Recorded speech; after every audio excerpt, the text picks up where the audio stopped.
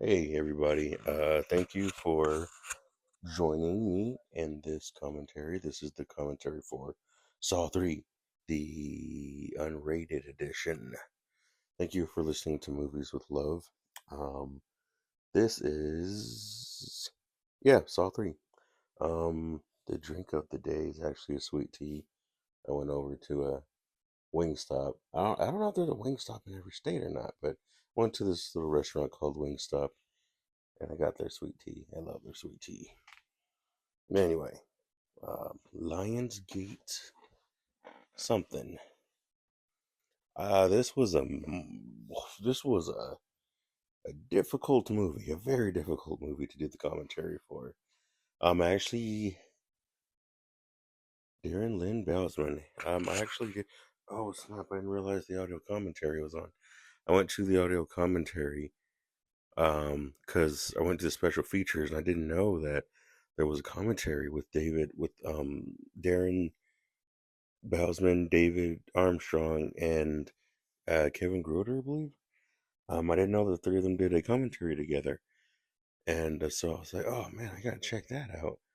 So I was just listening to a little bit of it, and I forgot to change it in the settings.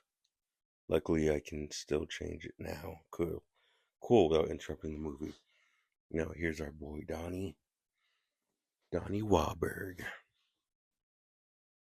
He just checked the gun clip.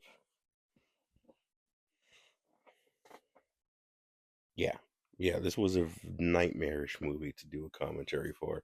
I've been trying so hard for a long time. Something funny, actually. I was doing this. Hold on, my brain went to two places at once. What was I gonna say? I actually watched this movie like 3 or 4 times within the span of 2 days. Like I was on it. I was on this movie, saying what I can find. Um, looking at certain music cues, little Easter eggs here and there, little comments, things like that. One thing I realized I didn't do was I didn't look at any of the deleted scenes for any of the Saw movies. There's a Saw. We're gonna cut his foot off or something. They always go straight for the chain. Let's go straight for the chain. Anyway, I actually started recording this about like maybe 3 days ago. There's our boy Xavier. I believe that is his body. The actor, came back to play the dead body from, if I remember uh, correctly. I believe that the actor who played Xavier, Frankie G, I think his name was. I believe he came back for all of his little cameos of his dead body. I know I'm not sure if he came back in four or was that five, one of them. But yeah, Frankie G was actually in the script for the original script for Saw 4. Apparently, all of the characters that were in the house, um, were actually, well, most of the characters that were in the house were in the early draft, the Eric Matthews draft of Saw 4, before Donnie Wahlberg was like, nope, and they changed it. But yeah, I don't want to get too much into that. I watched, I listened to a podcast. It was a podcast that I knew about, but completely forgot about, and it came to mind. I was like, wait a minute, and then all of a sudden it popped up on my feed on YouTube, and I was like, okay, guess I manifested something. I don't know. Like I summoned it, conjured out. Ouch. Yeah, he hit his foot quite a bit of times. That's a bit much. This is the unrated cut. From what I understand, the theatrical version, he only did it like a few times. And the NPA was like, no, that's too much. Stop it right there. I think this is the last movie that starts off right where it ended. Yeah, the usually the movies, or I don't know, Saw 3. Anyway, forgot what I was saying. um, right. I didn't realize how intense the fan base of Saw was. So with this project that I'm actually doing, which I'm almost done, I only have two more movies to do. But now when I'm thinking about it, I'm just like, man, is the fan base gonna attack me? Is the fan base gonna say this or that? This SWAT member right here, Daniel Rigg. Um, and see, I previously did this commentary 3 days ago, and I got a phone call for whatever reason. The phone call stopped the recording 17 minutes in. I didn't realize that, so I had to go back and restart it, which is what I'm doing now 3 days later. And it's like what 11:40, 11:30 at night, 11:26. Apparently lyric. I'm sorry. Hey, there's our boy Daniel. Greg Hoffman. I'm so sorry. Mark Hoffman. Sorry. I believe Mark Hoffman.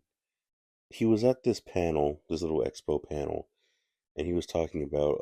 He did the Q&A section for the 20-year anniversary. Oh yeah, this is the 20-year anniversary of Saw.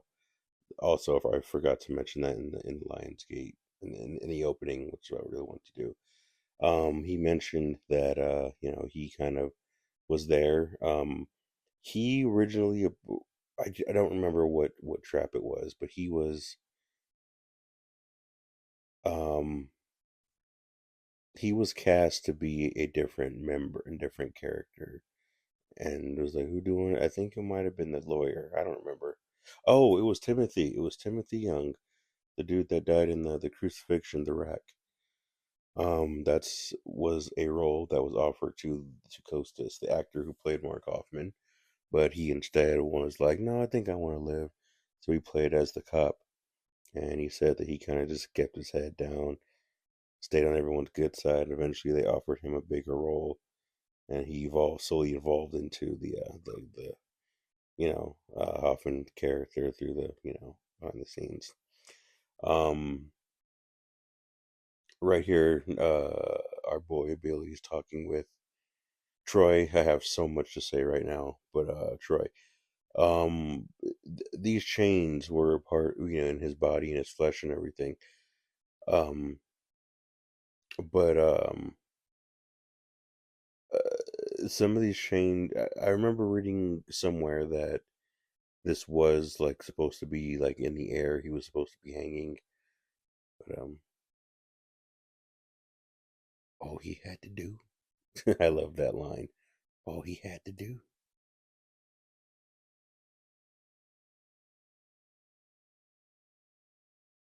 There it is. There it is. All he had to do. Anyway, sorry I said that like 3 times. So yeah, this actor Troy, these little blades or these hooks were supposed to be in his jaw, I believe, and in his teeth, and the chains actually ripped his teeth out. Those teeth that were ripped out were used for the promotional posters and artwork for Saw 3. When it shows the dangling teeth, those were Troy's, this character right here. This actor who also plays as Troy was in Darren Bowsman's, I believe, his first two movie projects. Darren Lynn Bowsman is the director of this movie. Let me make sure I'm recording, because yeah, I've said all of this, and it's like I have to go back and repeat everything I said, and I'm just like, wait a minute, did I already mention this in a different movie? So I have to try to remember. But yeah, those teeth were his. Um, the art design was also by um I can't remember his name right now. I'm so sorry, but yeah, I believe his daughter was on set. I think from what I remember, it was either his daughter or it was the daughter of the lawyer character that were on set watching this happen. Might have even been both. Anyway, yeah, and here's Carrie.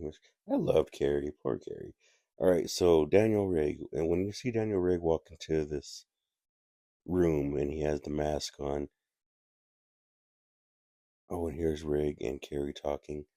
Apparently, there was a tender moment when she kind of tears up a little bit. The camera angles actually change from when they had that conversation, and then it changes back into this with the two of them in the frame. Um, that's on the director's cut though. Um, Daniel Rigg, and Carrie, which I mentioned in Saw 2, represented uh the two shoulder angels of Eric Matthews. So they're like a trio. They're three of them are like inseparable. They could have a sitcom together. It's too bad we didn't get that. Unfortunate. Daniel Rigg. I don't know if I've mentioned this. I might probably mentioned it in my Saw 4 commentary. But anyway, okay. So before I forget again, when Rigg walked into the building, he had his mask and helmet on. Apparently, the director was like, "Don't worry, we'll have you back, but you don't have to wear the helmet." And he was like, "I don't want to wear the helmet." He's like, "You don't have to." And then as soon as he comes in, the director's like, "Put the helmet on." Something like that. I don't remember if that was in 4 or 3 when that happened. But yeah, it's just a little funny thing to have him in that after he told them he wasn't going to have him wearing a helmet. Right here, when you see the crime scene, you see the police moving around. The camera goes from the crime scene into Carrie's bathroom, and it shows her in the bathtub. That was one shot. She ran around the camera and went from the crime scene and jumped into that bathtub that was on set, that was on part of the same set, and jumped straight into the water, which is why the water was moving so much. Um, they did have to digitally remove her chest area, or her. I guess there were some discolorations, and it looked like her nipples were showing in her breast, so they had to digitally alter that. Apparently, Eric Matthews was also digitally put into that mirror because their schedules would not align up for them to film together. So when you see Eric Matthews in the mirror a few minutes ago, about 30 seconds ago or so, um, that was a digital input. This was originally the opening of the movie, which is funny because I remember back in when I was still in middle school, I don't remember what 2008 or something. I remember when I was watching TV and the TV started to fuzz, and I was like, "What the heck?" And it went, and then it went to a regular commercial, and then the commercial played, and it went right back to, oh, look at that, she shot the door. Because yeah, we all know what happened in the first movie, so now this time it's like, what if she shot the door because the creature is in there, because the pig mask is in there. Anyway, so yeah, I was young, middle school, and then the TV fuzzed, and then I was like, what the heck, and went to a regular commercial. After that commercial went off, the TV fuzzed again, and it looked like there was like a face that was showing up, and I thought I was going crazy. And then it went away, regular commercial, and then it happened a third time, and this time I saw the puppet, and the puppet like looked at the screen. I was like, what the heck? And then the commercial went off, and then the previews for Saw 3 started playing on the commercial. And I was like, whoa. I was like, what the heck? I remember talking to my stepdad about it. I was like, did you see that? Did you see the puppet? I thought I was tripping at first. So I was like, am I seeing faces? Am I like seeing a demon or something? So yeah, I remember saying that, and I tried to Google that, and I didn't find anything. But yeah, I do remember that when the previews for Saw 3 first started. I remember that I think it was right here. This Carrie. Gosh, he looks evil. I cannot like directly look at this puppet for some reason. This thing looks terrifying. But anyway, um, yeah, I'm glad he has a different face in each movie because the puppet doesn't can't solidify in my head because it seems like the puppet has so many different designs, and I'm grateful for that. For Billy.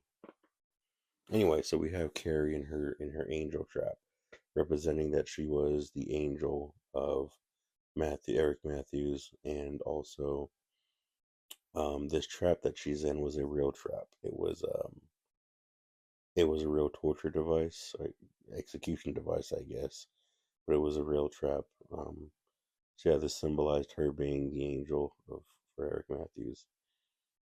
I actually don't know why she was tested. I guess because she just got too close or something.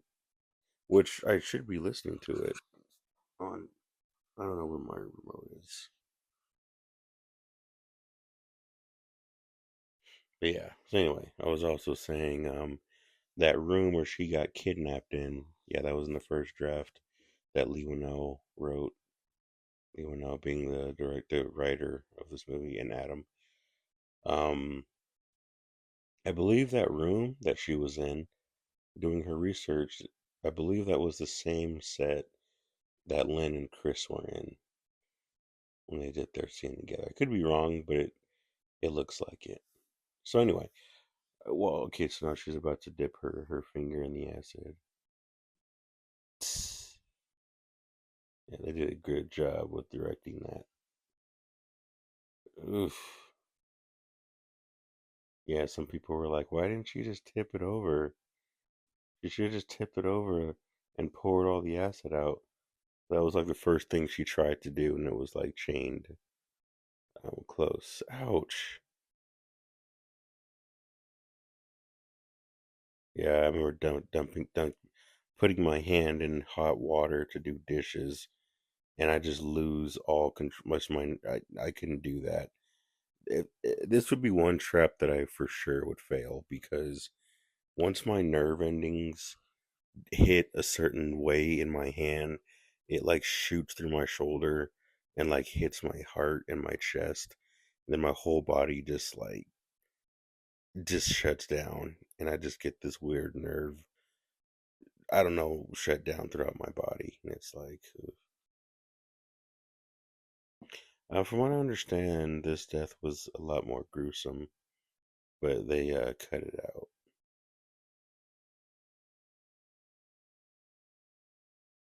And I don't know if this was the same set or not, this transition. And here's Chris. At the end of Saw 3, we have our boy Jeff play the tape. And the tape says, "Oh, Jeff, if you want to find your daughter, you're going to have to play a game." So in the early draft of Saw 4, the game was that Jeff found a there was an open passage in that room after he got Jigsaw, and he had to crawl through this secret passage, and then he heard his daughter's voice yelling for him.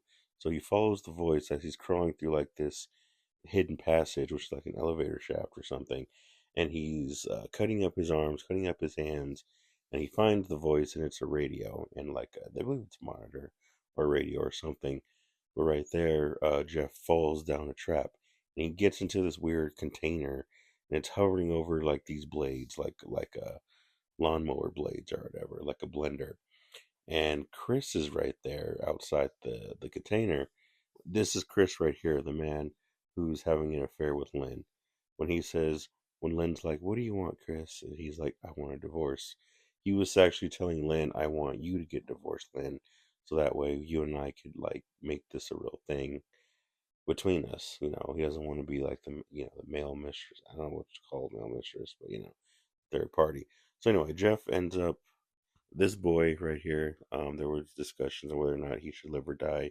Ultimately, chose to live, help him live because the fate of this boy rests a lot on this girl, on this woman Lynn, and her character. And you want to root for her. You don't want this woman to be like, "Oh, I'm depressed, and I let this kid die because I'm depressed." This dude with the glasses looks a lot like one of the producers. I think Mark Oren, or not Mark Oren, one of them, or Oren Coolis, or Mark Oren, Oren. You know what? I don't even know. I'm so sorry, but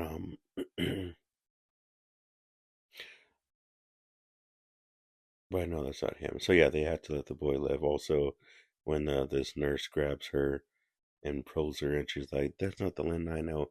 The Lynn that I know was such a good doctor and everything."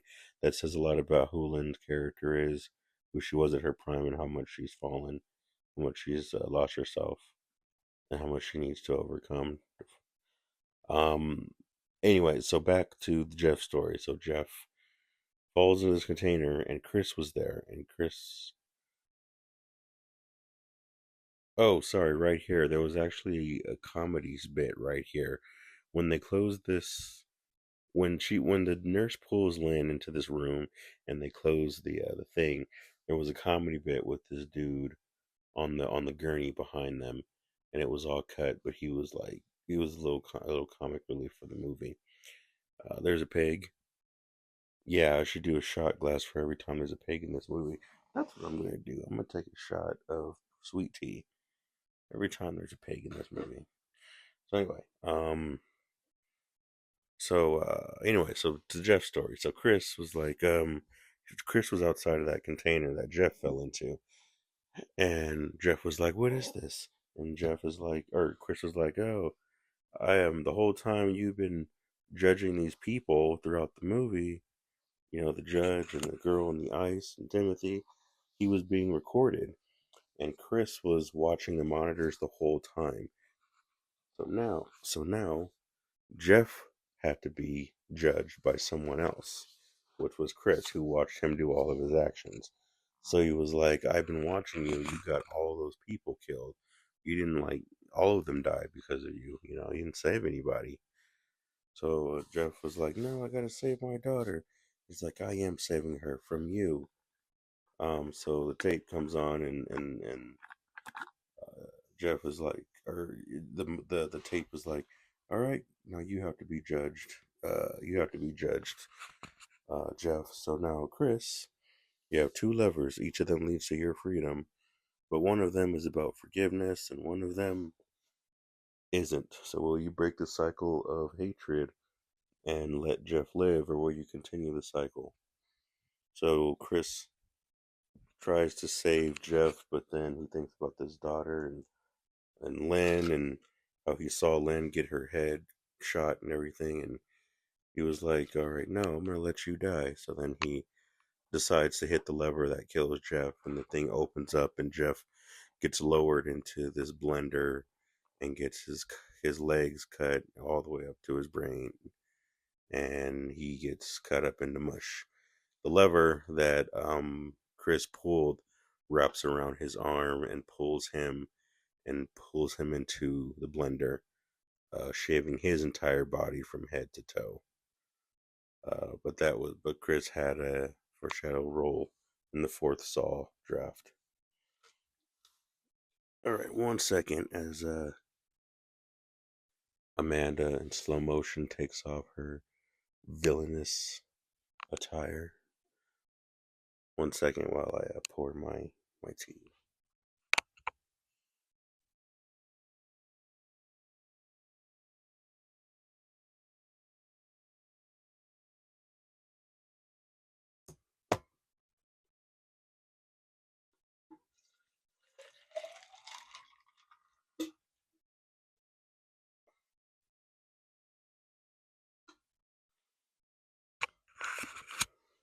You know what? I could just tape this on my shirt. So in Saw 5, it is revealed that our boy Hoffman. Okay, well, hopefully you can hear me okay for a few seconds. It is revealed that our boy Hoffman was having a conversation with John seconds before they came in, and John and Hoffman walked into the back of the that hidden doorway.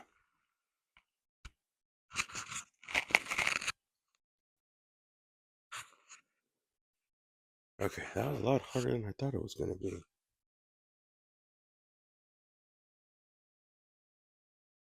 Okay, so there's a frontal lobe tumor. I'm looking at these papers. I actually looked at some of these words. There was a basically what the words were saying was there's a frontal lobe tumor. It's an inoperable procedure. Dr. Lawrence Gordon was the doctor.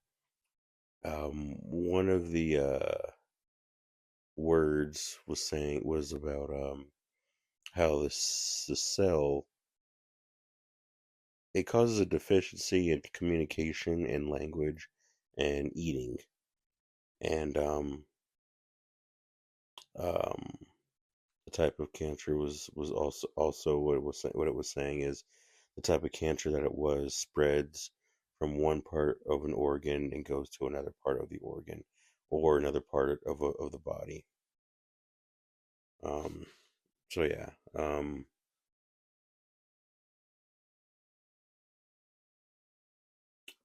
yeah, there was that, and the inoperable part really goes into Saw X when Cecile was saying, "Oh, we tried to help you, but your case was different. Like there's nothing that we could do for you." So when she says, "John, your case was different and you couldn't be helped," when you look at his chart here in Saw 3, it says that it's his condition is inoperable, therefore it's unable to be worked on. Also, by looking into the type of cancer that he had, there was a 5, maybe 6% survival rate of whoever gets it, unfortunately.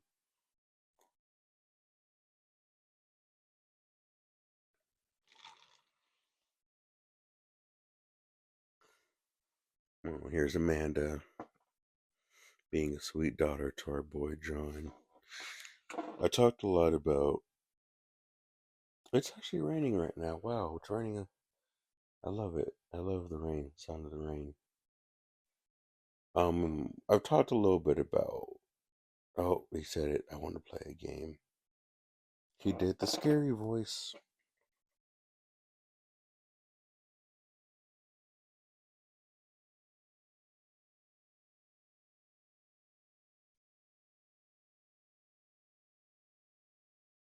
Wow, I love how right now, John is saying you're being tested, your will is being tested to keep someone alive. And it's funny that he's talking to Amanda. The fact that his eyes are like kind of closed, you don't really notice that he's talking to Amanda. Now I've talked a little bit about the chakras and how they kind of correlate with some of these movies. There's a hand with the nail in it. I believe that was Troy's hand after the bomb exploded, the nail bomb. So someone drew a picture of the nail going through his hand and his remains, which is interesting because it might actually point to Hoffman being a an accomplice. Because if you actually look at that picture of the hand and the nail going through it, if that was Troy's hand, the body parts would have been cleaned up before the police were there, so they would have most likely cleaned up the body. So the only person who would have seen that hand with the nail in it would probably have been Hoffman, who was there at the crime scene. But then again, maybe not. Maybe cameras were there, so never mind. I love how Shawnee Smith presses her thumb into the scissors, really showing. There's a shadow of the angel trap. It really shows kind of her slow re-entry into her self-harming addiction. And I believe Lee Winnell was very conscious about that, about this story about this dude who went to a doctor, and the doctor told him, "Hey, you have cancer, you have a certain time limit to live." And the dude said that his whole life changed. He looked at life differently, he did things differently, he appreciated life differently. Food, the way he breathed, everything was different. It was a true story. And he said that he was for a whole weekend he thought he had cancer, and then Sunday he went back to the doctor. The doctor was like, "Hey, I need you to come in," and he was like, "Yeah, I got your results mixed up. My bad. You don't have cancer. You're fine." And so, like, after that happened, this dude was like, "Whoa, I can't believe I thought I was gonna die. I thought I had a time limit." And then Now that he was told that he was going to live for a while and that the result was wrong, he bettered himself in so many ways. But after about 3 months or so, he started to slip right back into his whole self-harming, self-destructive habits when it came to like his diet and his food and his nagging, like looking at the smaller things in life. And when he thought he had cancer, he was like he didn't sweat the small stuff. He understood how life was important. And then when he found out he wasn't going to die after 3 months, he started looking at these small everyday problems in life and started to be reaffected by them and everything, and how the reality of death helped him for a while with bettering himself. But after a while, he just went right back to it. So that idea really was implemented into Amanda's character, where she was helped and she turned away from her addictions, and she felt, like she evolved and moved on. But then after a while,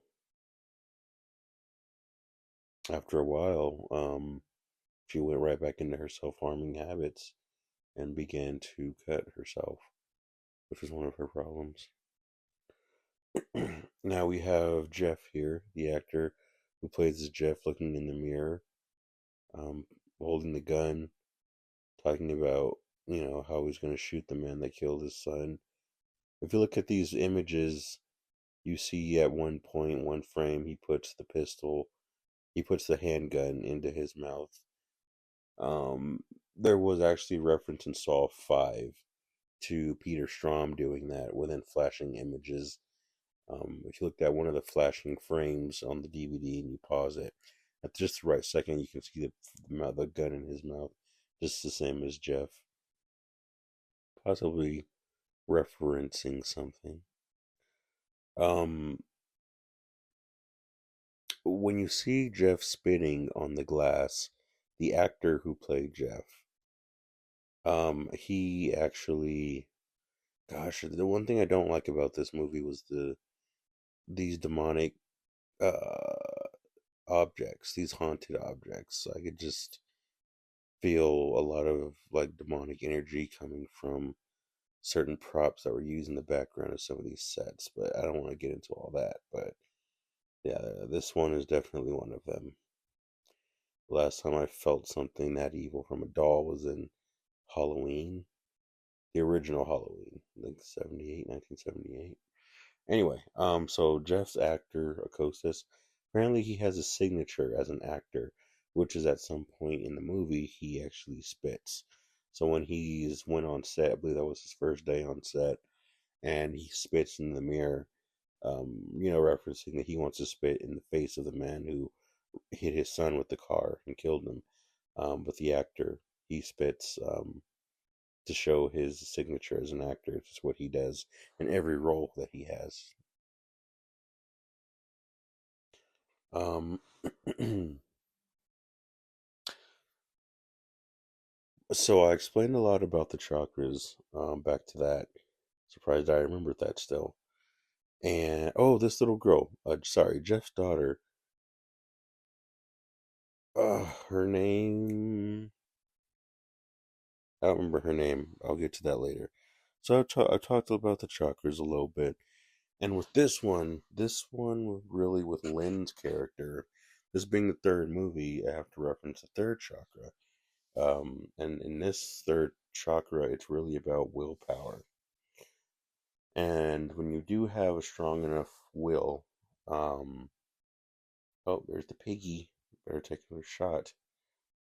Um, when you have a strong enough will, when your fire chakra is really opened, how much can you actually do with what you have right in front of you?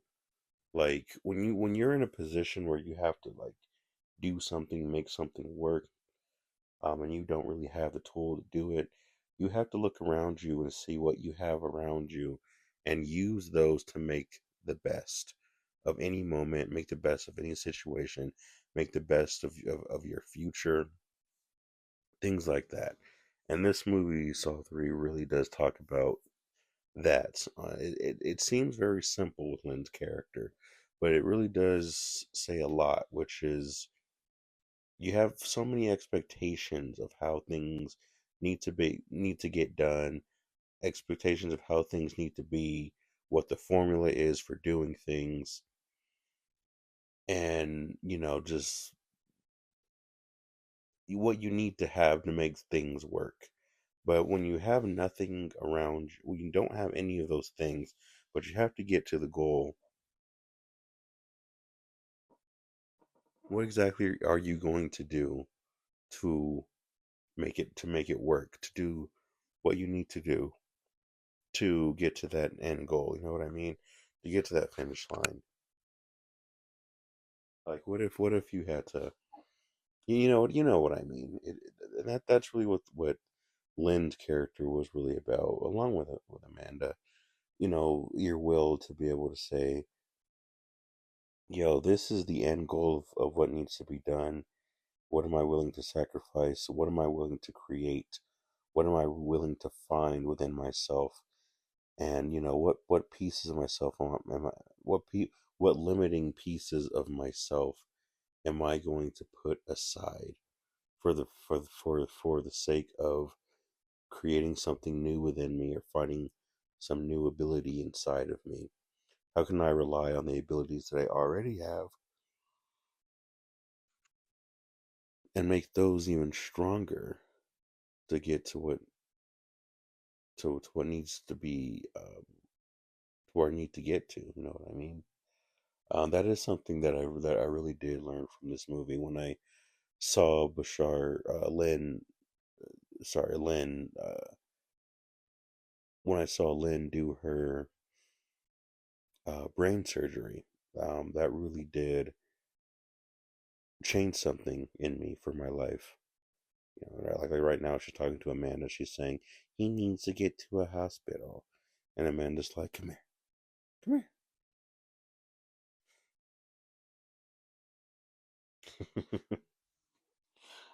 That really was something that stuck with me, is the fact that you have a gift inside of you. You have a bit ability, and the thing is that ability needs to evolve. It's just like in the Matrix when the Oracle talked with Neo and was like, "Would you like this thing?" And she's just like, "I already know what you're gonna do, of course." And he's like, "If you already know what I'm gonna do, then do I really have a choice to accept this thing that you're trying to offer me?" And she was like, "You've already made the choice, but you are here to figure out why you've made that choice." And I kind of see that reference here, which is more of a, you have a gift. The gift is already inside of you. The gift is already there, but now you're going to have to really learn how to evolve that gift. And yeah, you can maybe ask the question is, this gift inside of me, what actually is it? Is there a limit to it? How can I push those limits? If there is a limitation, how can I evolve it? And what is limiting it? If it is, what is limiting it to where it is now? And if possible, what do I have to shed to, make it go to the next level and really, um, you know, um, make it be something more? Because the gift that is inside of you is it's just that, it's just the gift, and it's capable of doing so many things. But when you have the tools around you, it is up to you to use those tools to really express that gift inside. So yeah, in creative ways. Anyway, I'm really not like trying to sound repetitive. I'm watching Tobin Bell do his seizure. I don't remember what movie Tobin Bell said that he watched when he practiced the seizure scene right here. But yeah, we get into that with the third chakra, and that really is what this movie is about. I didn't want to talk about the chakras in the 20-year anniversary of these movies, but here we are. I did plan to do theatrical recordings of the Saw movies. Oh, there's the little Buddha on top of the heart monitor, or the whatever you call that. I believe there was a deleted scene in this movie where it shows John Kramer going to the grave of his son Gideon and get putting a Buddha statue on his grave. And now here's Lynn going to Amanda. Do you see? He has to go to a hospital. It's like it's not. You got to accept that you're in a rough situation, and you have to accept that once you accept that you're in the situation that you're in, then that is when you can start relying on your abilities to use the tools around you to get out to get out of the situation. And Lynn will slowly start to get there, but Lynn right now is stuck in the yo. He needs to get to a hospital, or you have to understand this, but she is not getting to a space where she's like, okay, I'm in this situation and I need to do the best I can to make it work. Um, there was an awkward transitioning because when Amanda walks out emotional, the transitioning of that scene was weird, and we weren't really sure how to go into the next scene. So they just kind of right when Amanda goes out there and she's emotional, they kept the cameras rolling and just kind of continued the scene from there. From right when Amanda was emotional and didn't really give her much breathing space or breathing time or anything like that. It was just, yeah, you're emotional, but you know, shooting this next scene, well, we just kind of have to go for it.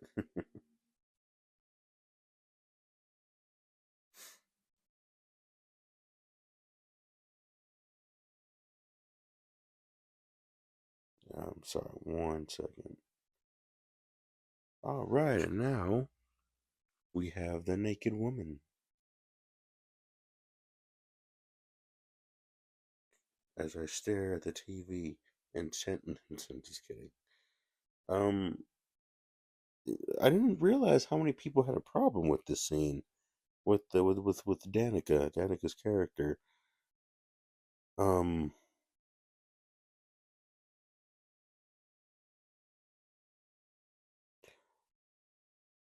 um, yeah, a lot of people had a problem with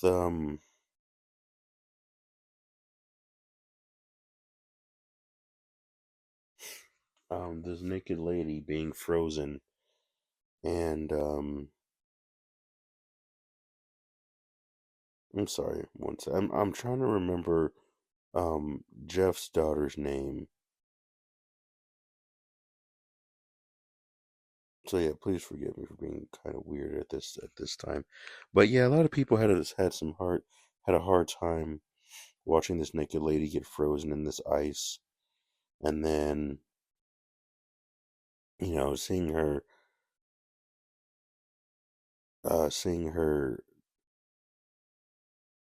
Corbett. There it is, Corbett. And then seeing her, get tortured the way that she did. This symbolized the ability. This symbolized her, um, witnessing,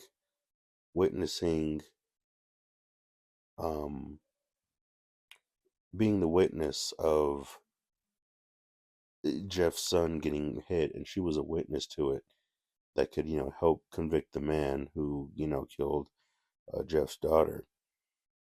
Um,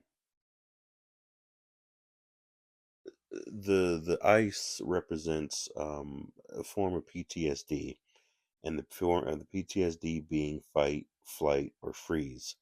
And her witnessing such a traumatic thing and watching this kid get hit by a car, she didn't. Her response was to freeze.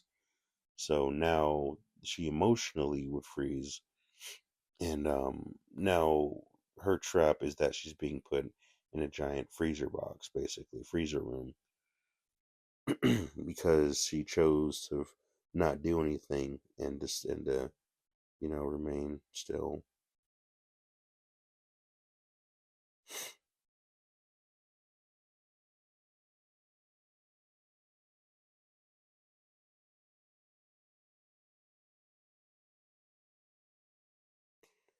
Yeah, that's right. It was in Jigsaw. It was in Jigsaw. That's why I'm getting it mixed up. Corbett. There was a little girl in Jigsaw that was the director's daughter.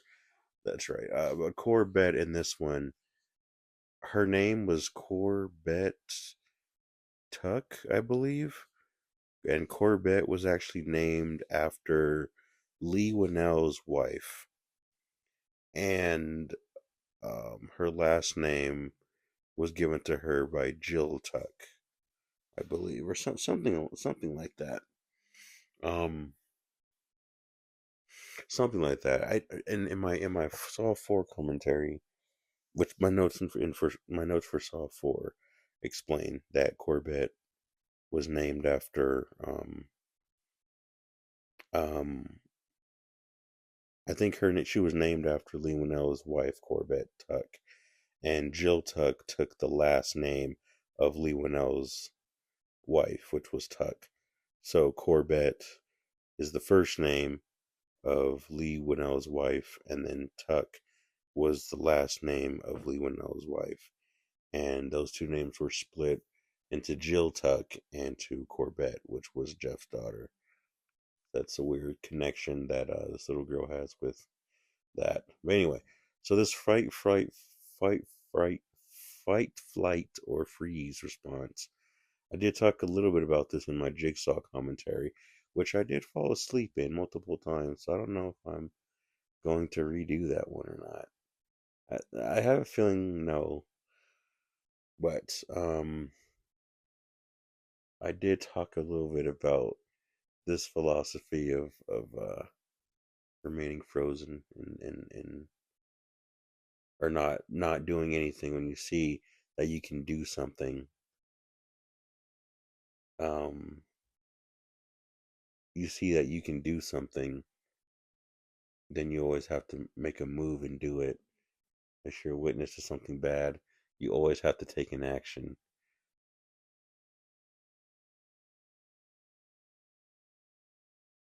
And I did talk about that correlation from her to the woman in the barn. I want to say Emily was her name, but I don't remember. This girl, apparently, this woman was supposed to have clothes, but with the water, it would have stuck to her clothes.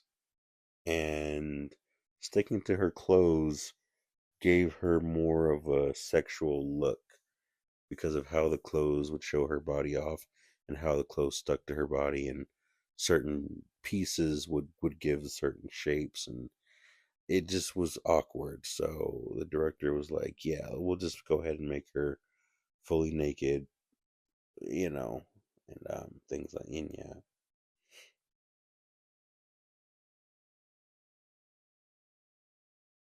I feel like there was another thing that I am failing. Oh, I missed what that mannequin said.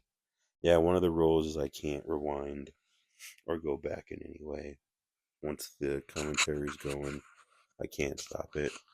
Although there was a little funky with my purge, my forever purge, because I got to the end of that movie and then it skipped. The DVD skipped, and I was like, "Well, I'm not doing this all over again." Hey, there's the head trap from the first movie. It was let me make sure I'm still recording. It was made by Logan and Jigsaw. And yeah, I did mention already that Logan's motivation was to speak for those who were innocent and affected by um, those who create a domino effect of evil, like those who unleash evil out into the world and cause that unleashed evil to hurt innocents. and Logan represented basically like a Grim Reaper, like a I want to speak for the innocent souls who have been hurt or victimized by the hands of evil.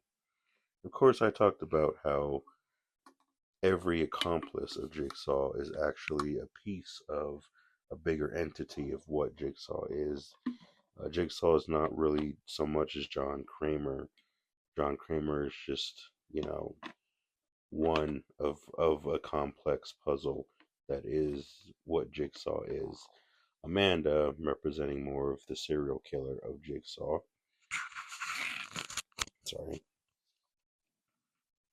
And John being more the philosophy. And yeah, right here when Amanda is talking with Lynn, in order to stop the in order to stop the audience from being like, why didn't she just get an axe and kill them and run? When you get those horror fans in the movies and theaters, you want to like remind the audience why certain characters can't just do something so silly. Oh, I love this song. I love this song that Charlie Clouser played when it showed the flashback of Jigsaw painting the Billy puppet head. Do, do, do, do. Anyway, so that scene when when Lynn had the axe and Amanda was like, "Here, you can take the axe and you can cut my head off, but if you do that, this would happen. If you do that, this would happen, and this would be tricky, and that would be weird, and everything like that." Um, that is a reference that they do in movies to remind the audience why certain things just can't be, done or redone. And now here's the flashback of Amanda in the chair and Jake's or somebody putting something in her mouth and putting the head strap over her head. The body that's laying down on the ground is, like I said, I believe that's Mark Orris, or one of them. He was one of the producers. Aaron Mark Coolis. I don't know. I'm so sorry. I don't know why I'm getting all of their names mixed up. Oren Coolis. I believe his son was actually. I believe that's Oren Coolis. But anyway, anyway, so yeah, there was actually a movie I watched recently, a couple of weeks ago, and it was actually Fast and Furious 8. And yeah, there was a scene there. There was a scene there when the lady was talking to Dom and was like, "Yo, you could do this, you could do this, you can blow up everybody on the plane, you could do this and that. But then if you do that, then you can't get through this door. Or this door wouldn't open. Blah blah blah." So there was like in most movies, there's a moment when the actor or the character will talk to another character, actually reminding the audience as to why certain things can't happen or why certain things that seem like common sense wouldn't work. That's what Amanda did in that scene. Sorry it took me so long to get there. Now we show how John and Amanda kind of met. They're so cute together.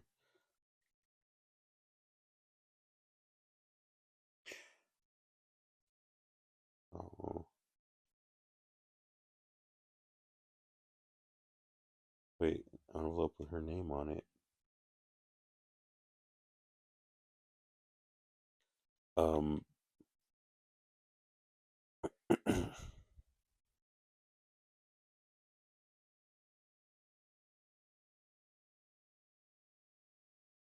this ultimate. Oh, poor Amanda.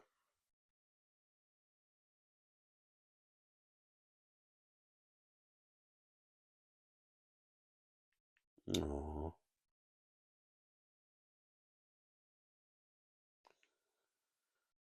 um, here's Bashar.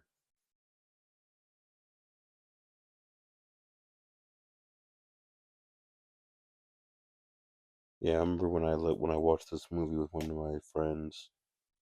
She The thing that really hooked us was look at his hair, freshly combed, straight out of the shower, straight out of the trailer. Um, what really hooked us or hooked her was the relationship that John and Amanda had. So yeah, the bigger idea of Jigsaw being this entity of so many complex pieces, you do have Hoffman, who is more of the sadistic side, and then you have John, who is the more philosophical side, the kind, and then you had the doctor, who was the kind-hearted side. Then you have Amanda, who was the serial killer side. You have all these different accomplices that represent different mindset, a different piece of the jigsaw entity. And here we have Billy turning his head. There was supposed to be a different symbolism here because um hold on, I can't. Oh, too late. I already heard the laugh. Not yeah, so there's that shows that Billy's obviously alive. Billy knows what he's doing. He's chilling. He's definitely alive, the puppet. But yeah, what was I gonna say? Yeah, so that was supposed to be a different symbolism between seeing the flashes of Jeff's son, as well as seeing the flashes of the puppet on the ground, really representing that the puppet was a symbol of John's son, who was actually never born. And the puppet in that scene was supposed to symbolize the connection that John had with our boy Jeff here. And unfortunately, there's not a lot of commentary on it because the fourth movie came out after the third movie and the script was changed so much. But here, the bigger picture of what Saw 3 was about was the fact that John wanted to move on from the death of his son and didn't really know how to. Jeff actually represents John's addiction. I don't want to say addiction, but like the willingness to let his child go, basically, with his child being gone and learning how to properly grieve for his child. The pain that Jigsaw feels over losing his son is the pain that Jeff feels, and John is putting Jeff through this test ultimately to try and, I don't want to say connect, but ultimately try and help himself move on from losing his own son. Also, the bigger test with Amanda was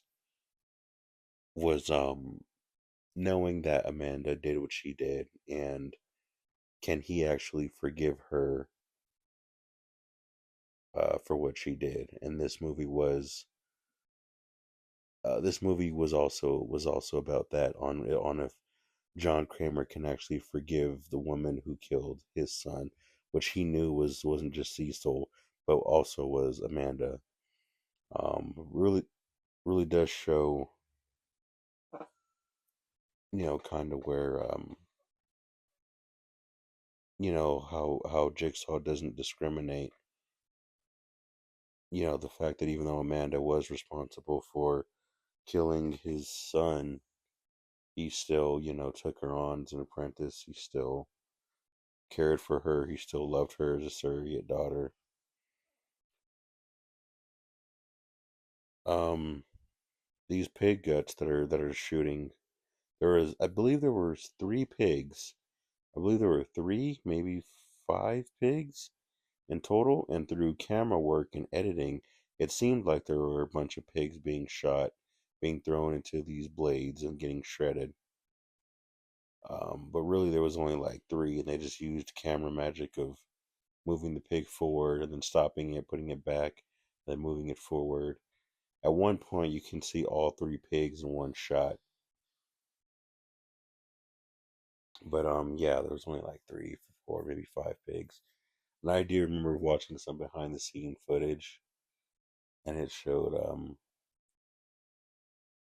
the director just laughing as he gets on his radio. It's like, shoot the pig guts at him, and you just see all the guts fly on that lawyer right here. The director's just laughing. Let me get my wine glass. Yeah, look at how many shots do I need to take? There's so many pigs.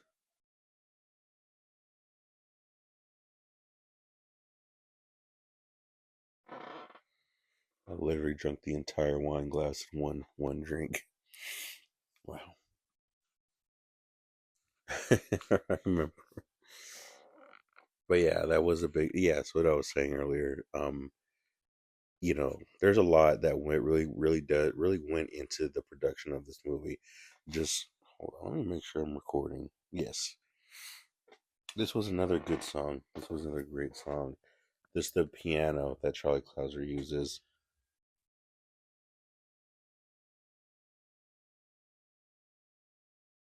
Oh, so right here when the lawyer yells, you're killing me," in the soft forward draft, those were the words that Jeff said to Chris was "You're killing me. I need to save my daughter. You're killing me."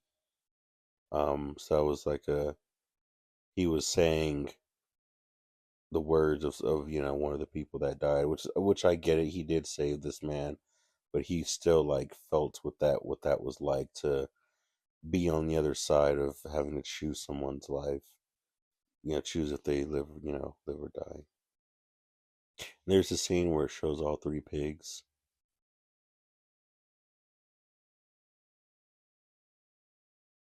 Charlie Clouser, Charlie Clouser really knows how to make the music work for this movie. Like I've heard some amazing composers from Steve Jablonsky with Transformers, Brian Tyler, um, Dan Licht when he did the Dexter scores. I've heard some amazing score composers, but like Charlie Clouser really knows how to like embody and recreating. Oh, that shot of that key falling down. I believe that was a reshoot to get that footage.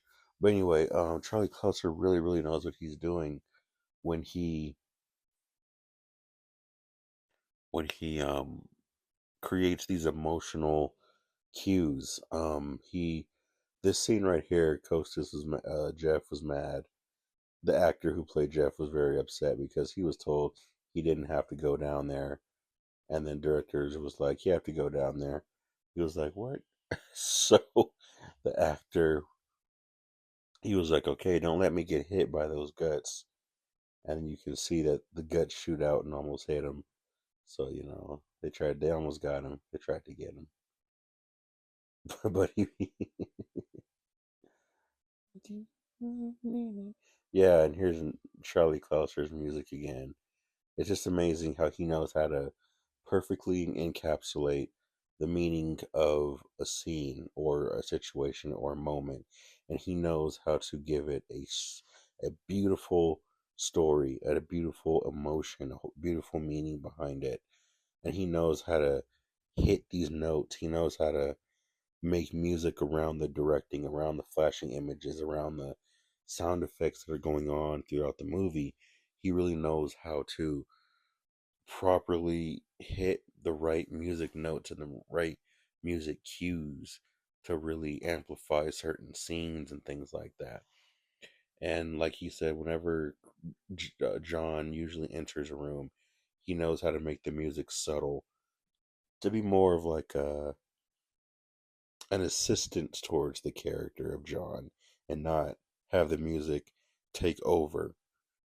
It's important to know when certain characters mean something to a moment and when the music needs to be there to help them or when the music needs to be there to dominate the moment to really feel what's happening and not so much as the character delivering what's happened, delivering the energy of what's happening. You know what I mean?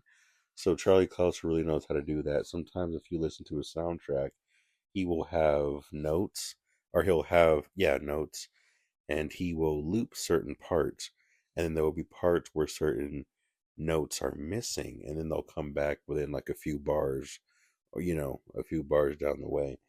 Um, and that's usually him making music around the editing of certain, scenes and things like that. You can really hear it a lot in this movie called Playtime. Playtime is Over that he made for X. You can really hear it in that one. A little bit in the Hello Zep. I recently heard Hello Zep with the strings removed.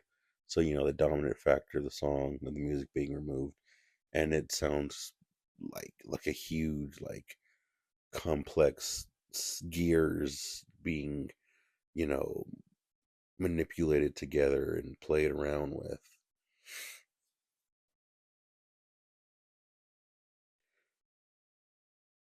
And like this scene right here with the brain surgery scene, the directors did their research, and yeah, they have to keep people alive, awake when you do brain surgery, so they'll wake up, but also to know, they have cognitive functions, they can do, certain things like that. There was a footage where that I saw where a woman was given a violin, and as since we're talking about Charlie Clouser, this woman was actually playing.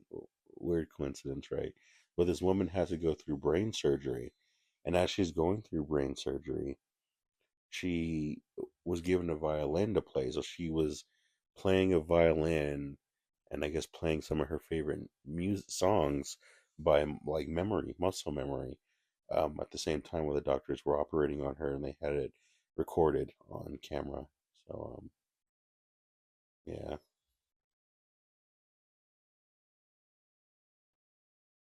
oof,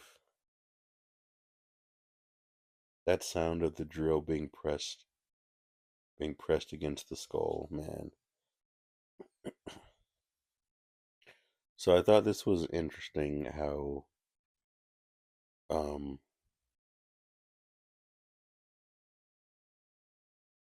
he said that the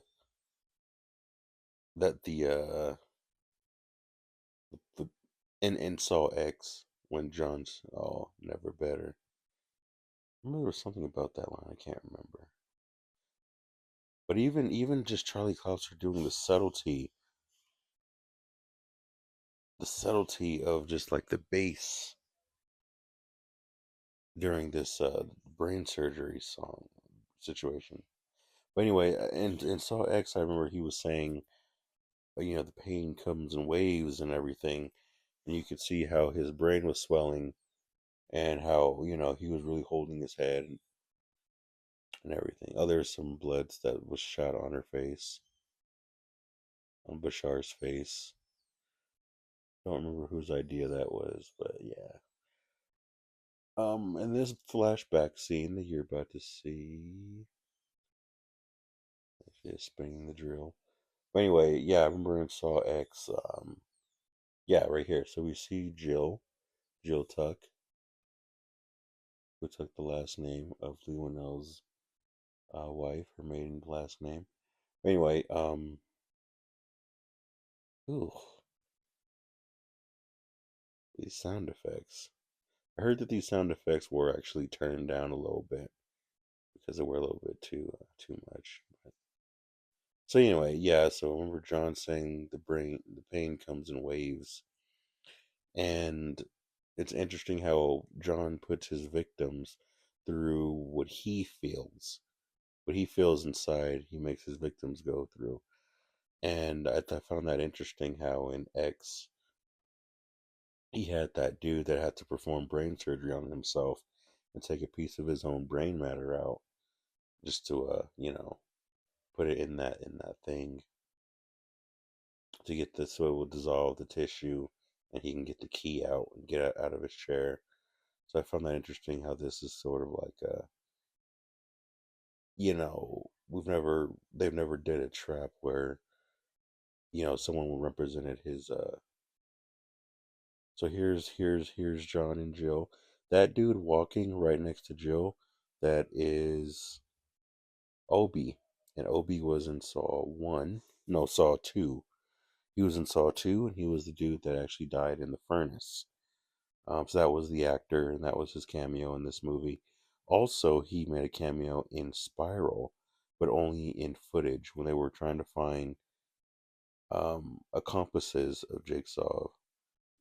His was the only picture that was up there, which was Obi's picture. Obi, it is unclear why Obi helped capture the other characters in Saw 2 also.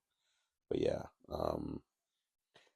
and here's Jigsaw saying "I love you," hallucinating about Jill, and Amanda thinks that John was talking about her. So now Amanda feels replaced, like the man she looked up to as a mentor and a father is like emotionally replacing her. And now, with this other random woman, and Amanda feels so helpless that she can't save this man. She can't save her dad. So right here, we're having a flashback. He's like, "You'll give everything to me," and she's just like, "Yeah, she really gave everything to him."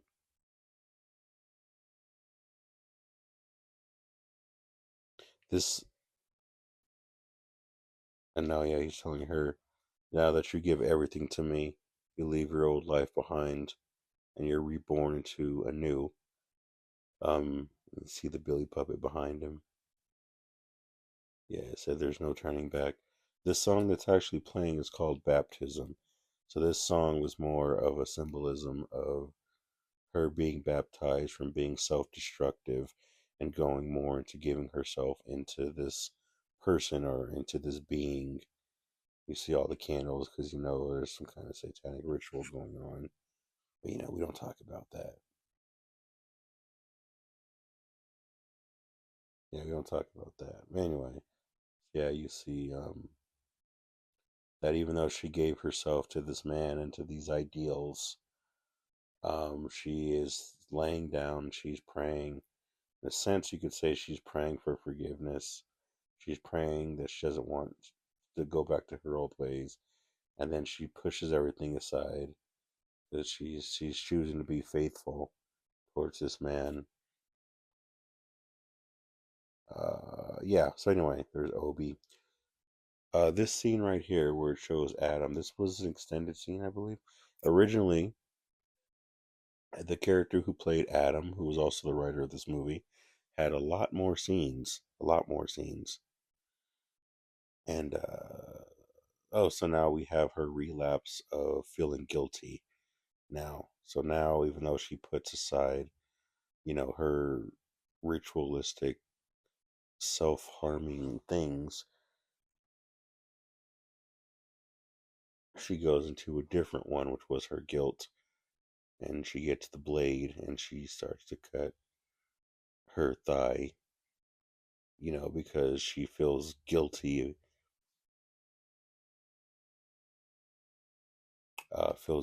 about what happened with Adam and everything, and yeah,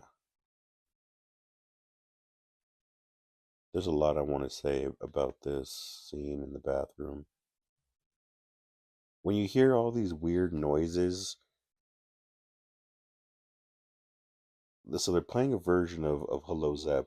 I believe this is called S word hole theme, poop hole theme. Yep, and there's Adam. Adam had a lot more scenes in this movie. There was a scene where Adam was going down the stairs and he was like, "Oh, hey, there's a concert for my buddy Scott Tibbs." And Scott Tibbs was the dude who he knew in first grade, who Adam mentioned in Saw 1 as a little joke, but Scott Tibbs was a real person. There's also a short film called The Documentary of Scott Tibbs, where Scott Tibbs was a character who was obsessed with the ideal of Jigsaw and what he did. And there's actually a little documentary out there. But he had a concert that he was promoting, and so Adam invited Amanda in the hallway when they ran into each other, and she was like, "No, you won't see me there." And she ended up going into his apartment, sneaking into his apartment and hiding in his closet right after that scene, and then ended up kidnapping him. after they had this nice little moment together. Um, so yeah, I did talk a little bit about the religious thing that the two of them went through. Oh, it's time to start our day. Yeah, so these little weird glitched out sounds that you're hearing in this song was actually a custom made instrument that Charlie Clouser, the composer, made with a broken drum machine, and it was modified to make glitched out sounds when it was hooked up to a computer. So it's weird to think that those what he said tearing paper glitched out sounds, those are actually from a broken drum. So right here, Amanda used to shoot up drugs, and right now she's seeing John shoot up with a needle, and now she's like, "What is that?" Because she's sort of like, you shooting up something? Like, what is, that kind of that addict side of her saying, "What is that?" And he's saying, "No, it's here, just And John is not worried about triggering her at all mentally. He's not, trying to trigger her mentally because he knows that she left all that behind. So that's why he has no problem doing it right in front of her.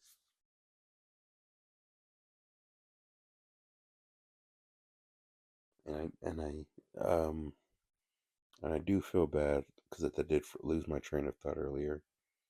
So yeah, we have Lynn who did the brain surgery. Oh yes, I was saying that it's interesting to see a saw trap in the future with someone having to cut a piece of their brain off because we've never seen someone go through that side of what Jigsaw went through, which was the brain surgery part. Which I get it. He was, the timelines don't mix, but it's a very interesting reference there. That something for the hardcore Saw fans, Saw fans to sort of get. I don't know the name of this song. I think it's called Ring.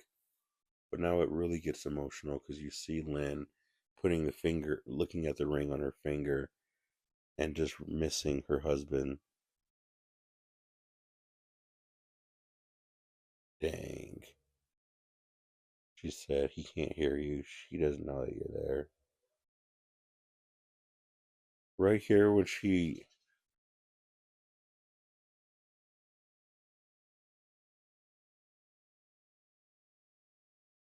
Okay, so I have a lot to unpack in this scene. When Amanda got upset and started choking Lynn and put her up against the wall, that was unscripted. That wasn't in the script originally. That wasn't in the script, and she just went for it. So Bashar being pressed up against the wall and having her reaction like, "What the heck?" and calling her a freak, and her she anyway that was unscripted, so that was a real reaction that Lynn just gave. Also, pulling the gun out or not putting the gun in was a discussion that Amanda had with the actor Shawnee Smith had with Tobin Bell on whether or not they should pull the gun out, and the director was getting frustrated with them. He's like, "I don't care what you guys do with the stupid gun, just figure it out." And they kept doing these takes trying to figure it out, and she was like, "It's important not to pull the gun out too much because the pulling the gun out symbolizes something is significant for the movie. So the symbolism of it should not be, mistreated." So that first time that she puts her up and she tries to pull the gun out, and John is all like, "Amanda, put it away." They both Shawnee Smith and Tobin Bell agreed, "Yeah, we're not going to pull it out right now because it would diminish the power of the symbolism it has at the end of the movie when the gun is pulled out. And you don't want to just be flashing it around and not using, you know what I mean." So that was a bit of a problem. Then you see Amanda grabbing that little saw, whatever, and squeezing it in her hand, and you see that the blade ends up cutting her hand, and little drops of blood fall, and she goes from being anxiety ridden and panicked, and now she's calm, and that shows that she's slowly slipping into going back into her addiction to cutting, her cutting addiction.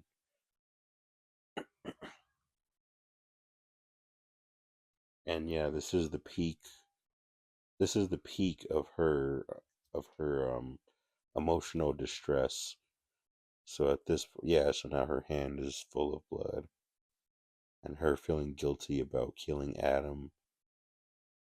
And then I also wanted to make a comment about earlier when Bashar had the collar, and Amanda was like, "Oh, I should know how the collar works. I built it."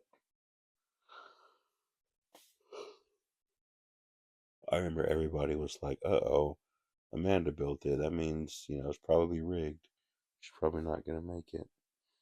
But this is the peak of Amanda's feelings and emotions.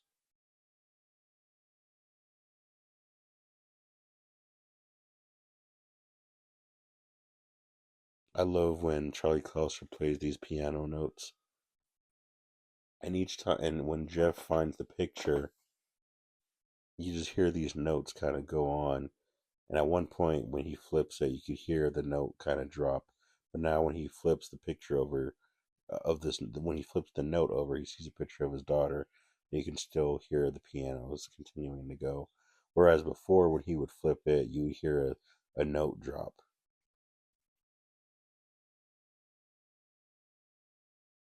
And just right here, that subtle piano drop that you hear right there when Jeff puts the two, three pictures together of him and his kids. And once you see a picture of him and his son and his daughter in this broken photo, you can just feel, you can hear in the music the piano notes just constantly dropping and dropping into like this dark negative point, really showing how broken Jeff is and how broken Jeff's family is, even though the three pictures are together. But when he looks at just his daughter's picture, you can hear the piano notes going very smoothly, really representing the fact that his daughter is still alive. There's still hope with his daughter being alive. Whereas trying to forcefully keep his entire family together constantly creates a broken heart within because the son is no longer there to make the family more complete or whole. So I love how Charlie Clouser does little subtle things like that with the music. Um, what was I saying? I was saying something else about Amanda. Yeah, just Amanda falling. Oh, Amanda's at her peak of emotional distress and anxiety, and if Amanda is able to get past this, then she will be able to, you know, have the strength to move on. But deep down, I don't think Amanda, can do this without John. And John does not discriminate, so there's just he has a lot of faith in her. This actor that played as Timothy Young, I looked it up, and apparently Timothy Young and Amanda Young are not related, although they do share the same last name. Um, yeah. Also, which was weird because I never connected that until you know, all these years later, recently, I was like, wait a minute, I think. But anyway, this actor came in, and apparently during his audition, he just started screaming, and they were just like, okay, you're convincing at playing a victim screaming in terror. You're really good at it. And he did it on cue. And I think that there were tears involved too. I think he cried on cue as he was crying, and then he was like, "How was that?" Like, okay, you got the role. Yeah. Yeah, there was a little bit of a problem here because this is a crucifixion symbolized mechanism, and there's a black dude on a cross. Um, so there was a bit of a problem there, which I hate to bring that up because there were probably people who didn't even notice. But yeah, this dude made a mistake, and this dude is innocent. But yeah, these twisting of the gears represents the twisting of the little boy's body when he ran him over with his car, and this is what it felt like. And Jeff had to break this cycle of the pain and the hate. So now Jeff is like, I spent so much time. This dude actually made a rap song for Saw. I don't know what it's called or where to find it, but he did. Um, Here's the lawyer trying to help. The lawyer really symbolizing doing the right thing. So yeah, the lawyer really is like a voice in Jeff's head.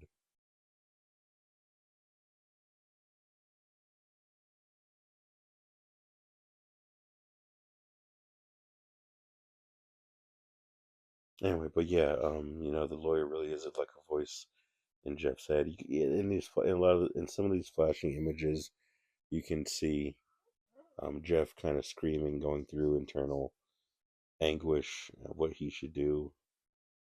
Yeah, this poor man didn't deserve this. I think this is probably the worst trap out of all of them. I gotta say, this is like the worst.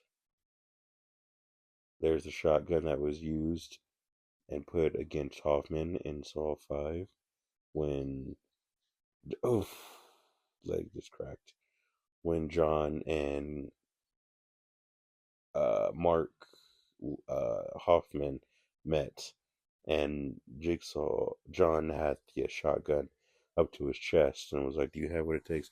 And he pulls the trigger, and it just clicks.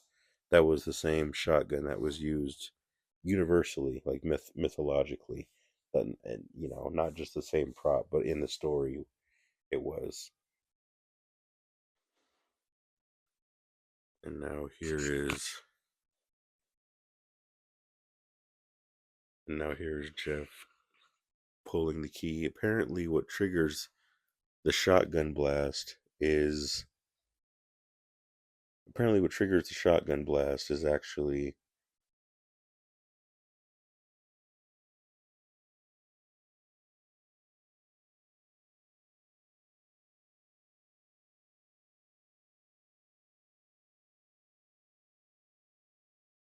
apparently what triggers the shotgun is the pulling.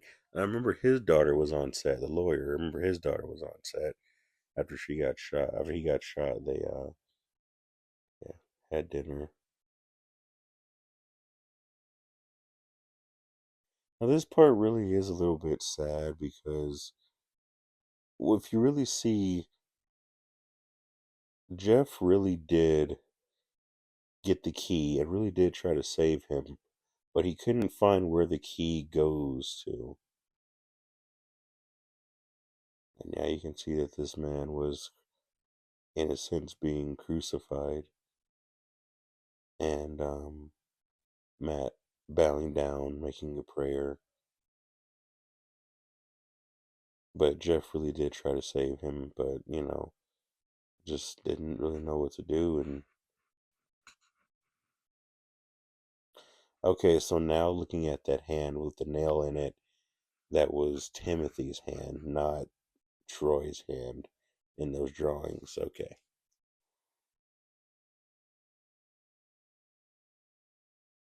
Um, so now here's Lynn crying, saying that she'll give anything in the world to see her husband. So if you see, Lynn is on the right side, and John is actually looking to the left of the T from our angle. What happened was these two aren't actually having this conversation, and now right here you can see that John's been looking the other direction the whole time. Those two actually weren't having that conversation.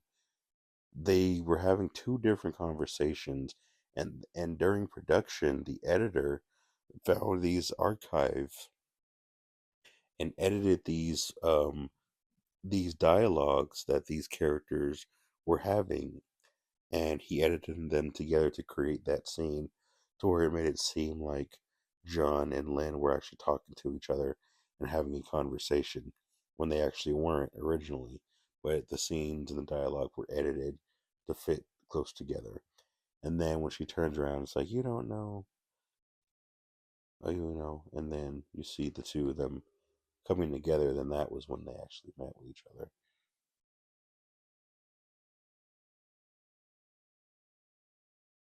Now Amanda's going through her emotions. She calms down, goes back in the room, sees them holding hands. And of course, Amanda's been through abuse. She had an abusive father. He was abusive in so many ways. And he was sexually abusive towards other children, possibly to her also. And he treated her very, very badly. So, her having daddy issues and her projecting them onto John is also why she's hurt so badly. There's a lot.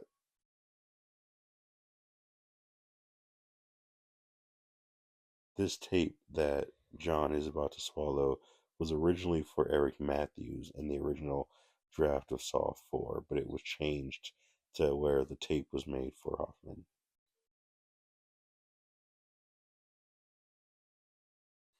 John is trying to tell her that your daughter needs you. So now, that envelope that Amanda got was,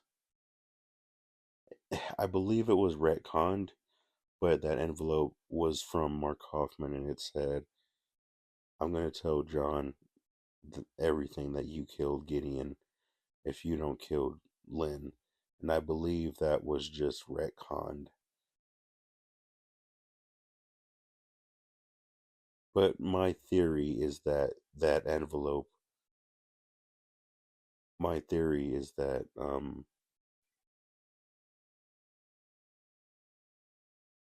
my theory is that it was John confessing that I know that what you did, Amanda, and I have proof. But I know.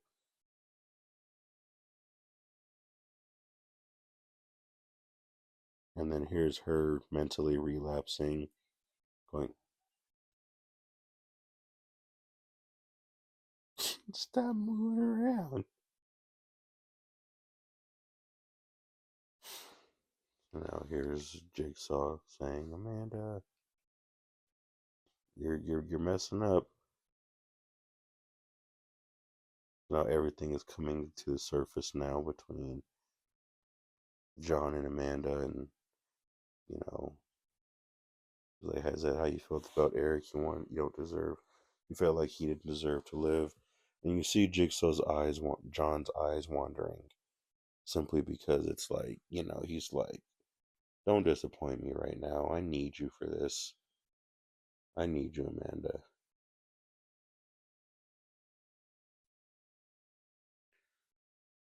In this scene right here, Eric is limping. If you look very, very closely within a certain frame, you can actually see that they filmed Amanda killing Eric Matthews here. She grabbed something and she ended up slitting his throat and killing him. But then they weren't sure if they really wanted to kill Eric Matthews or not like that. So they reshot, but they reshot him living after they shot him dying. So if you actually look carefully during this fight sequence, you could see the fake blood smear on the actor's neck, on Eric Matthews' neck, from when they killed him in an alternate version.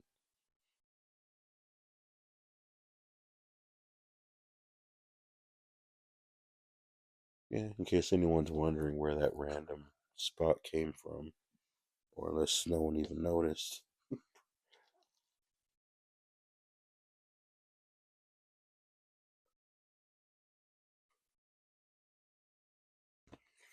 crazy.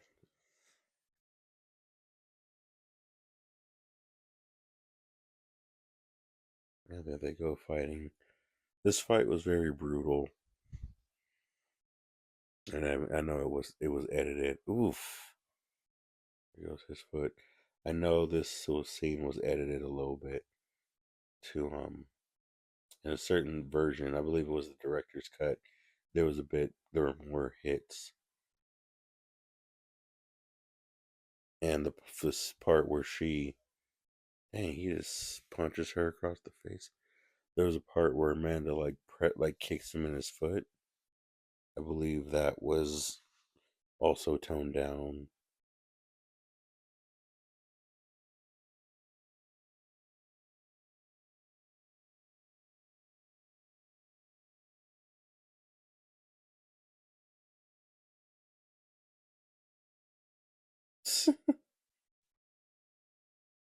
Yeah, here, where is he? Where's Daniel?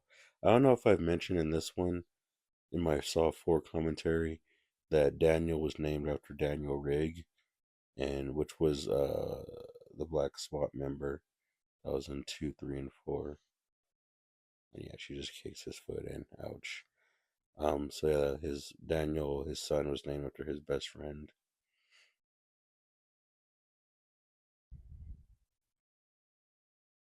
I, I don't know if I said that in my fourth or second.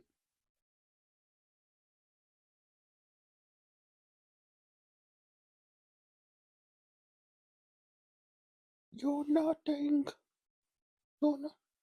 You're not Jigsaw. You're nothing.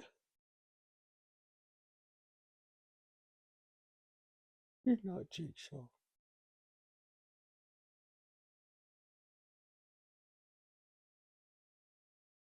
Yeah, right there. Right when he says you're not Jigsaw, and he turns, you can see in front when he does a facial look for a split second. You can see the mark on the front of his neck.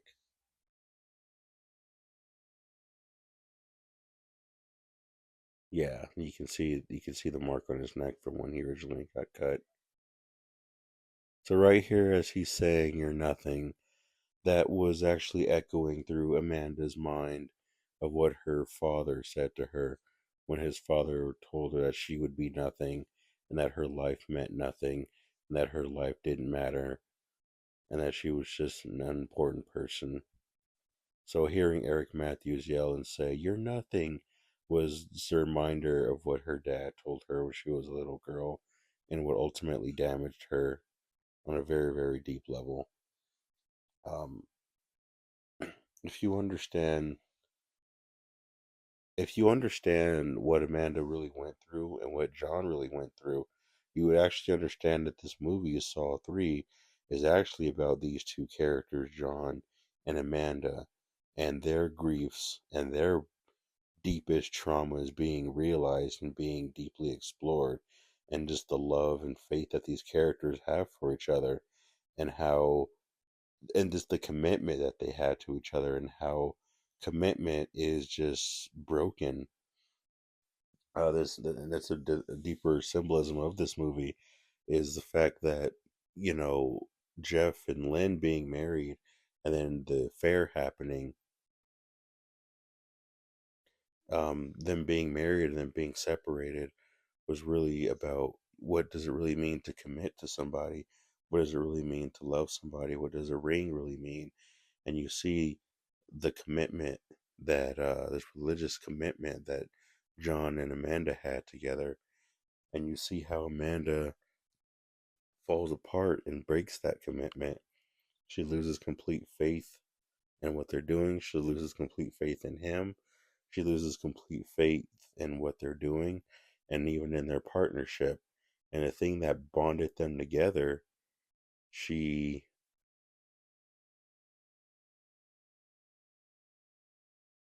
and the thing that really bonded them together is what she questioned and what she's turning her back against.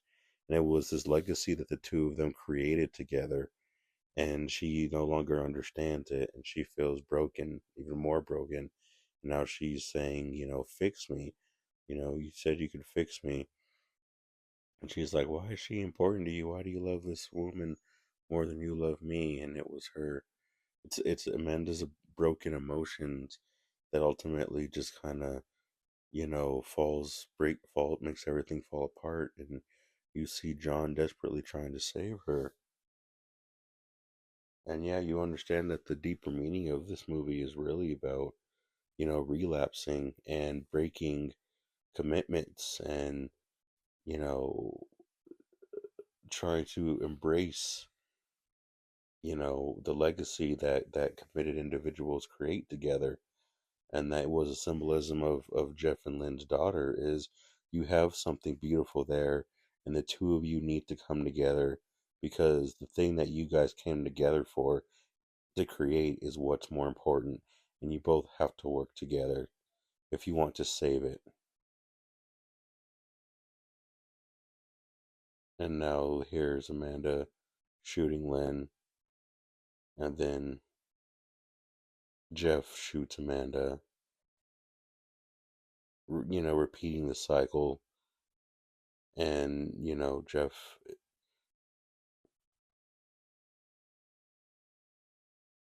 and there's, John reaching out to her, and oh, he really loves her. I remember probably bad time to talk about this. I'll talk about it later. This scene is just too much. But yeah, here's John saying that this whole movie was your game. And you do understand that this movie was just about John and Amanda at the end of the day, and Lynn and everyone else were kind of just, they weren't really the highlights of what the movie was truly about. And I think that this is why, one reason why Leo now left, because of the misunderstanding of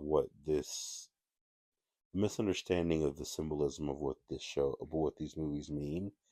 And oh, that was actually in the director's cut. That was not in this version. That was in that flashback of John laying down and opening his eyes to see Amanda walk past him. That was in the director's cut version. But anyway, yeah, I hear John saying, your games were unwinnable, and you hurt all these people, you made all these people die. So I want to give you one last chance, just to,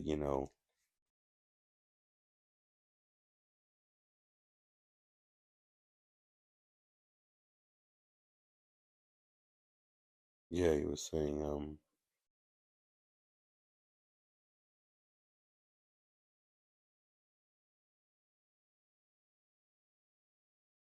he was saying that he had kept all that from her because she needed to. Her test was that she had to keep someone alive. She had to keep Lynn alive.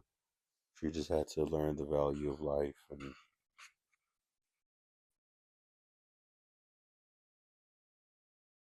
uh, she's saying this woman is not important to me. And Jeff saying, yeah, this woman really is important to you because Lynn really symbolized to Amanda a sense of, even if someone did hurt you on a deeper level, you need to learn that their life is important. And if you can learn to like forgive this woman, you know,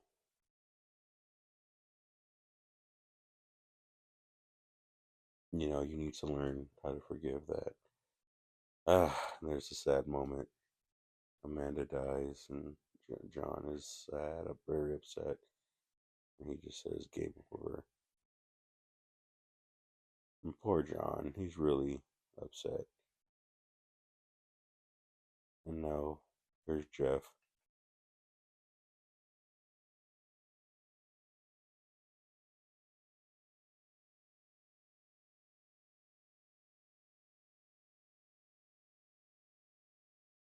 Oh,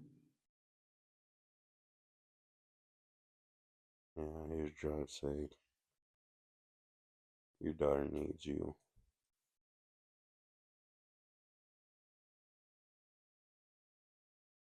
Yeah, and then there's John saying, "Yo, your wife's dying. Go tend to your daughter, or go tend to your wife right now. She needs you." And Jeff tried to shoot this man, instead of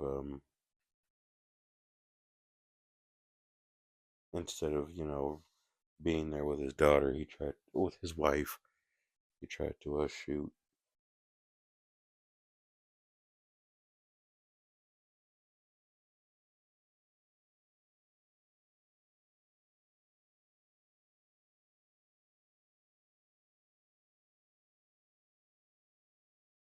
Uh, yeah, he said, "Stand and face me, Jeff."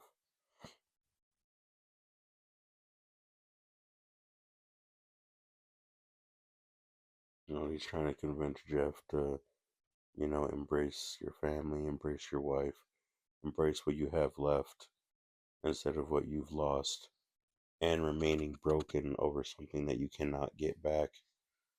The sad thing about that is, John has kind of reached the end of his rope with that sense, in a sense, because in this sense, it's like with John's legacy, you know,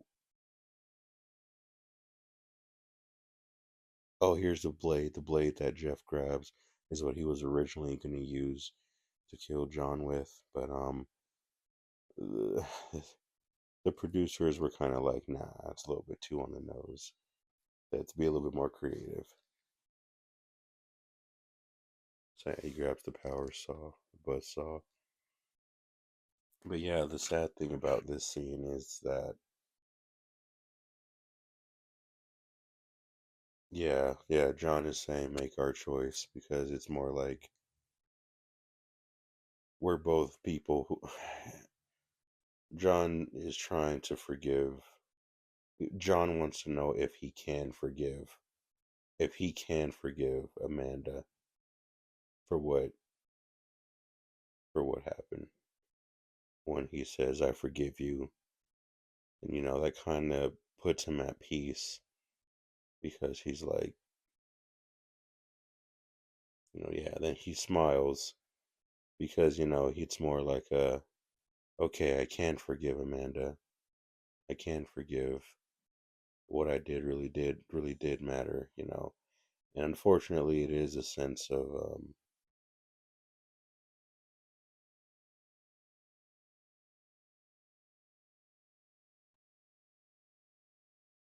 unfortunately it is a sense of him trying to be in denial that his method really does work and that he really did do the right thing.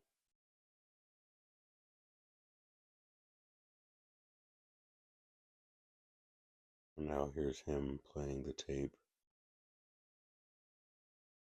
But yeah. Um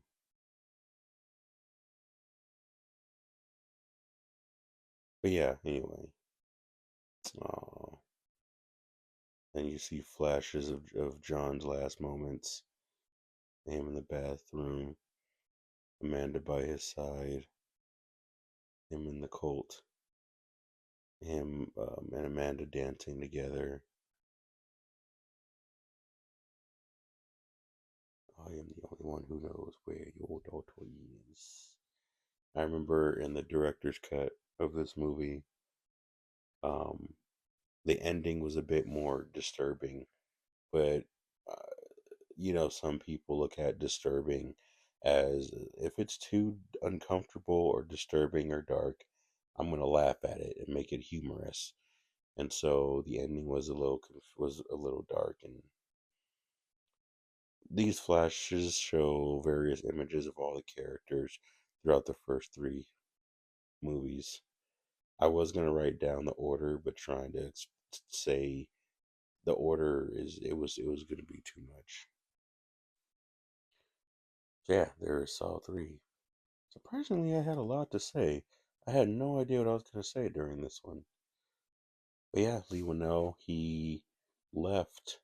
This was the last one that he wrote, and then he's Mark Berg and Oren Colas. Okay, so I was thinking Mark Berg was the dude that was on the floor. Is what I'm thinking. I believe. Or no, no, no, no. It was Colas. Yes, Oren Colas, because his son was the pizza delivery guy in Spiral. Anyway, Um, yeah. So yeah, this was that movie. Um, Bahar Somek. Yeah, pretty. It's a pretty deep movie. Saw 3 was pretty deep. Costas Mandalore. Um, pretty deep movie here. And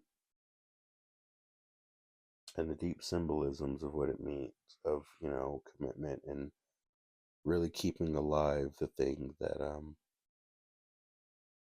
David Hackle, edited by Kevin Grudert. It's funny to think that those three dudes were actually the directors of the franchise. You know, music by Charlie Clouser. Something interesting about the soundtrack: the song "Hatred Copter" from Metalocalypse is on the soundtrack for Saw 3. Why, I don't know. And that's one of the reasons why it took me so long to do the commentary for this movie, because I wanted to figure that out, find out why that was there. And I never found. Yep, Frankie G as Xavier dead.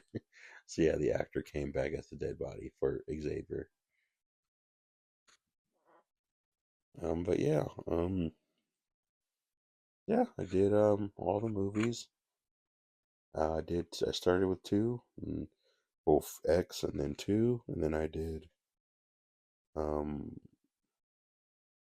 six, and then I did five. Then I did Jigsaw, I believe, or Spiral, and then I did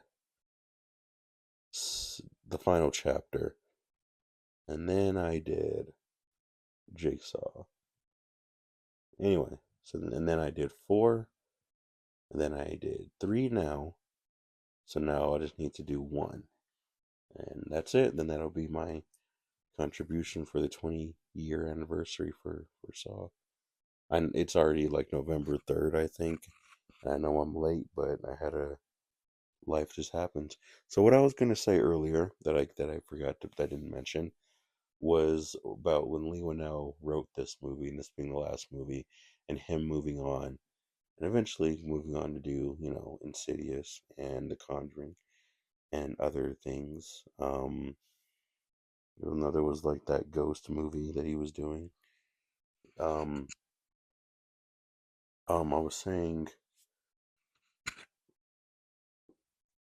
that in Lee Winnell's early draft of this script, before when that whole issue was going on with Lawrence Gordon's actor and everything, in the original script, it was actually Dr. Gordon who was operating on on John on Jigsaw. It was actually Dr. Gordon who was doing that, and then Lawrence Gordon's wife was the one going through the maze to try and find Lawrence Gordon at the end of it, working with Jigsaw, because when